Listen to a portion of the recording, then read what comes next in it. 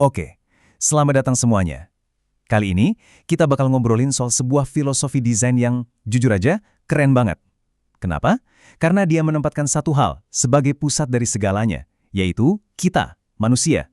Yuk, kita bedah bareng soal user-centered design. Kita mulai dari sini deh. Coba inget-inget, pasti kita semua pernah ngalamin yang namanya frustrasi pas lagi pakai suatu produk. Pernah nggak sih kalian pakai aplikasi atau alat yang rasanya tuh kayak sengaja dibikin buat nyusahin kita? Buka app, bingung tombolnya di mana. Pakai alat, fiturnya nggak jelas. Duh, rasanya nyebelin banget kan? Nah, pertanyaannya, kok bisa sih ada produk kayak gitu? Ternyata ada loh cara buat menghindari rasa frustrasi tadi. Kuncinya itu cuma satu, geser cara kita mikir.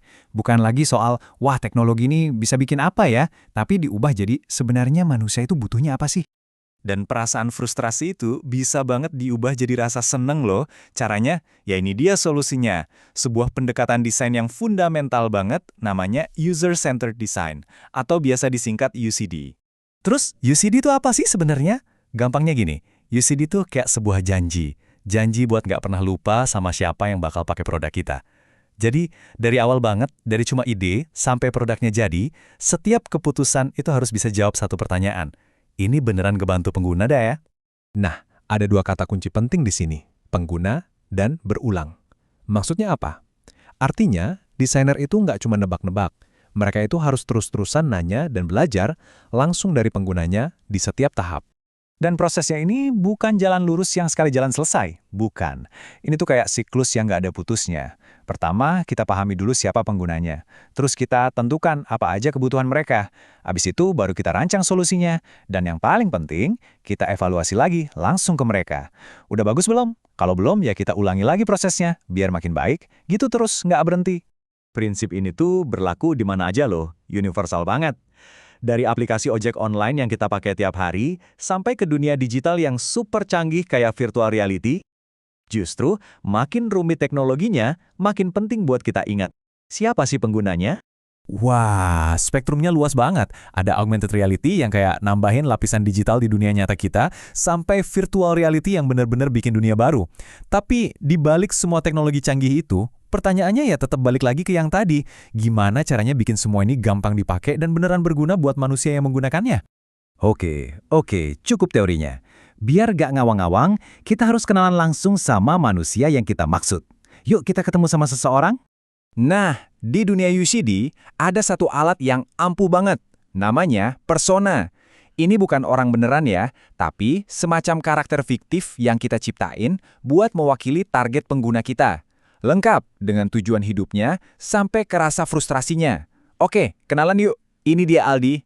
Nah, ini dia profilnya Aldi. Dia anak SMA, tinggal di kota besar. Dari sini aja kita bisa nebak. Dia pasti udah melek teknologi kan? Sifatnya agak pemalu, tapi ternyata suka lo kerja bareng tim. Ini jadi petunjuk penting nih soal interaksi. Dan hobinya? Nonton film, main game, dengerin musik, semuanya dalam bahasa Inggris. Kelihatan kan? Dia punya motivasi dari dalam dirinya sendiri. Dan ini nih, bagian yang paling menarik. Tujuannya jelas banget. Aldi belajar bahasa Inggris itu bukan buat iseng-iseng. Dia punya goal yang gede, lulus ujian TOEFL biar bisa masuk ke universitas impiannya. Wah, ini motivasi yang kuat banget kan? Oke, kita udah kenal Aldi. Sekarang, ayo kita coba pakai sepatunya dia.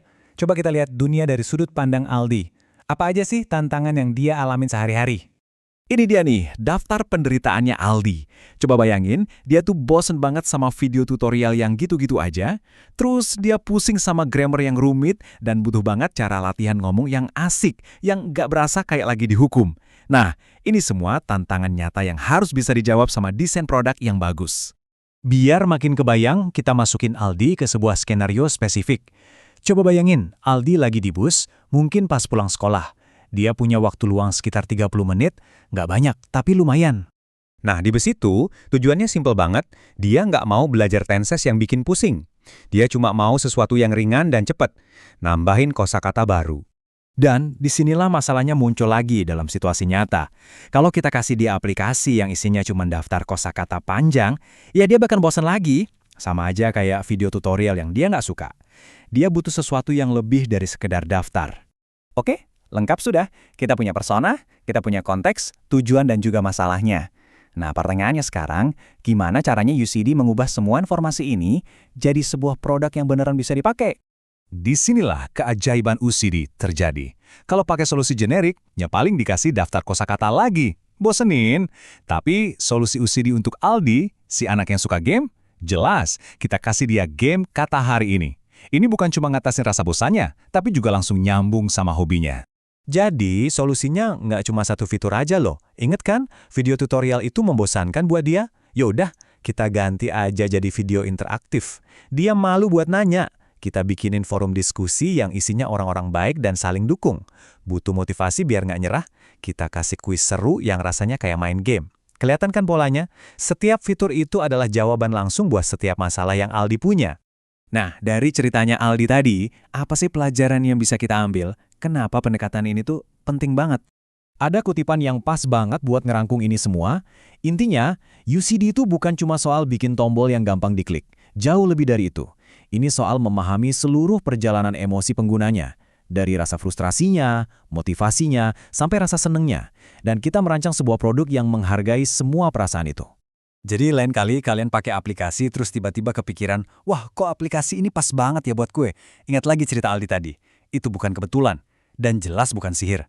Itu adalah hasil dari desain yang penuh pemikiran, penuh empati, dan sebuah proses yang menempatkan, ya kamu sebagai pusat dari segalanya. Keren kan? Oke, sekian dulu pembahasan kali ini.